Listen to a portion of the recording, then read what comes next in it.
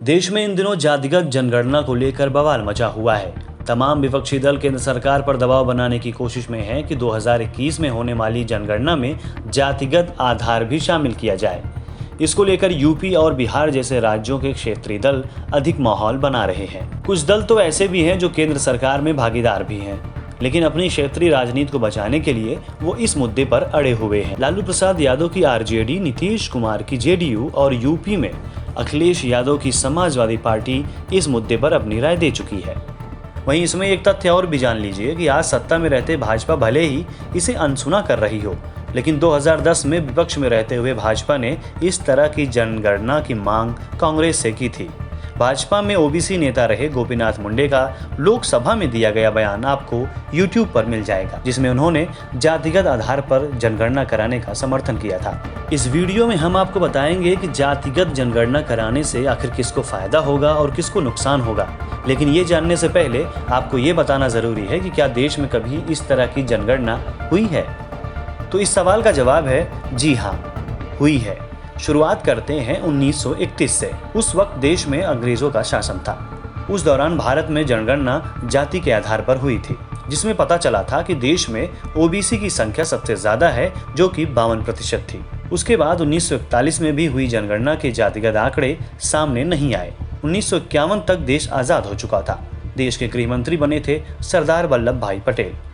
उस समय जनगणना तो हुई, लेकिन जातिगत जनगणना को लेकर सरदार पटेल ने यह कहकर खारिज कर दिया था, अगर ऐसा हुआ तो देश में सामाजिक ताना बाना बिगड़ने का खतरा है। लिहाजा 1951 से लेकर 2011 तक जातिगत आंकड़े नहीं जुटाए गए। इस दौरान देश में जातिगत राजनीति ने अपनी रफ्तार पकड़ ली थी। क्षेत्रीय पार्टियां जातिगत राजनीति से केंद्र पर अपना प्रभाव छोड़ने लगी थी।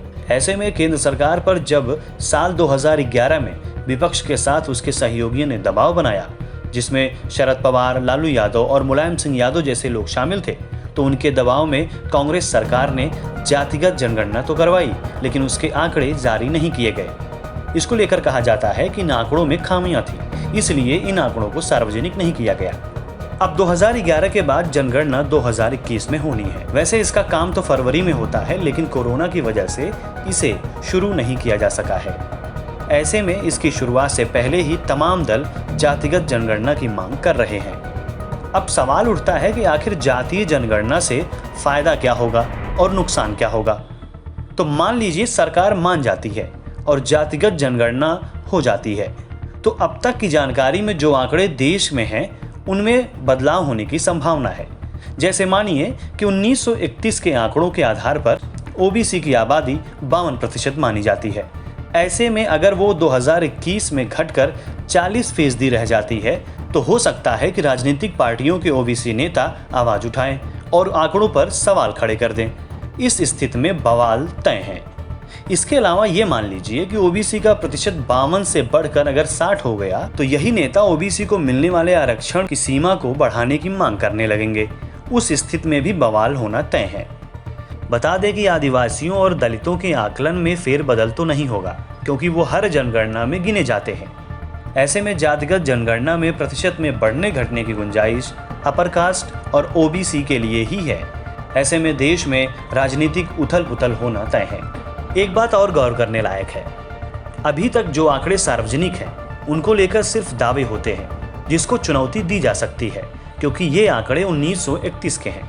लेकिन 2021 में जनगणना जातिगत हुई तो उन आंकड़ों पर अमल होगा, क्योंकि जो भी चीज़ जब एक बार दर्ज हो जाती है तो उससे एक राजनीति भी जन्म लेती है। विकास के नए आयाम भी उससे निर्धारित होते हैं।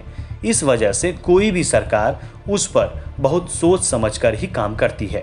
अगर जातिगत जनगणना के फायदे की बात करें, तो जातिगत जनगणना से ओबीसी की राजनीति करने वाले क्षेत्रीय पार्टियों का फायदा होना तो तय है। यूपी बिहार में अपनी बुझती हुई राजनीति को फिर से चमका देने के लिए उन्हें मौका मिल जाएगा। ओबीसी का प्रतिशत बढ़ा तो नेता भी बढ़ेंगे, वोट के आधार पर उनका प्रभाव भी बढ़ेगा। जातियों के प्रतिशत में बदलाव होने से जाति के आधार पर पार्टियां भी बनेंगी, अधिक एसोसिएशन भी बनेंगे। जातियों के आधार पर आरक्षण का कोटा बढ़ाए जाने की मांग भी होगी। ऐसे में जातिगत जनगणना कराने को लेकर अभी तक ओबीसी की राजनीति करने वाले नेता ही अधिक व्याकुल दिखाई दे रहे हैं। जातिगत जनगणना का एक सबसे बड़ा फायदा जो होगा वो ये कि सरकार की तरफ से पिछड़ों के लिए चलाई जाने वाली योजनाओं को सही तरीके से बनाने और लागू करने के लिए एक ठोस आंकड़ा मिल जाएगा और देश में पिछड़ों के लिए सटीक योजनाएं बन सकेंगी, जो कि अभी 1931 के आधार पर बन रही थी। इसके अलावा यह भी तर्क दिया जाता है कि जातीय जनगणना से किसी भी जाति की आर्थिक, सामाजिक और शिक्षा की वास्तविक स्थिति का पता चल पाएगा। इससे उन जातियों के लिए विकास की योजनाएं बनाने में आसानी होगी। लेकिन इस जातिगत जनगणना के देश स्तर पर कुछ नुकसान भी हैं और शायद सत्ता में रहने वाली सरकारों ने इन्हीं नुकसानों को देखते हुए जातिगत जनगणना को ज़्यादा बढ़ावा नहीं दिया, चाहे वो कांग्रेस रही हो या भाजपा। सबसे बड़ा नुकसान तो देश में असंतुलन पैदा होगा। जाति के आधार पर संख्या सामने आएगी तो जिसकी जितनी संख्या भारी उसकी उतनी हिस्सेदारी का फॉर्मूला चल सकता है।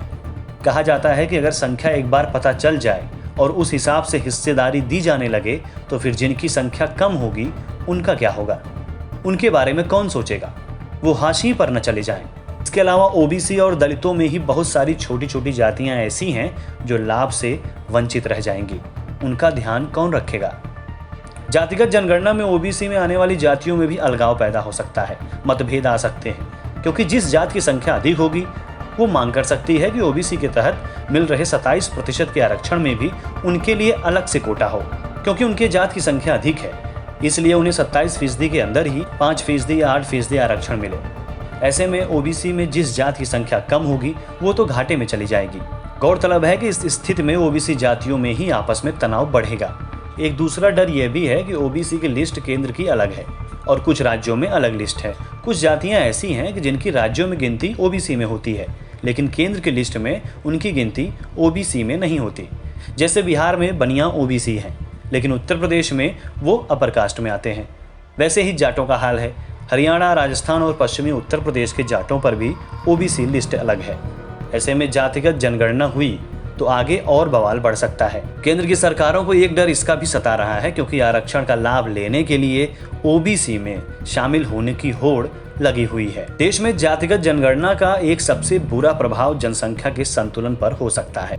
जैसे यदि किसी समाज को इस तरह की जनगणना से जब ये पता चलेगा कि देश में उनके कास्ट की संख्या घट रही है, तो उस समाज के लोग अपनी संख्या बढ़ाने के लिए परिवार नियोजन अपनाना छोड़ सकते हैं। इससे देश की आबादी में तेजी से वृद्धि होगी। इसके अलावा जातीय जनगणना से देश का सामाजिक ताना बाना भी बिगड़ सकता है। फिलहाल राजनीतिक दलों को अपनी राजनीति चमकाने के लिए मुद्दों की जरूरत है और जातिगत जनगणना भी उसी तरह का मुद्दा है।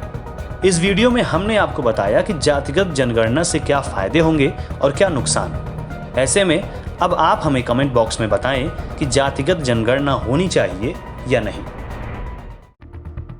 देश और दुनिया की तमाम खबरों के लिए हमारे चैनल न्यूज़ बुक 24 को सब्सक्राइब करें और अगर हमारा ये वीडियो आपको पसंद आया हो तो शेयर करें।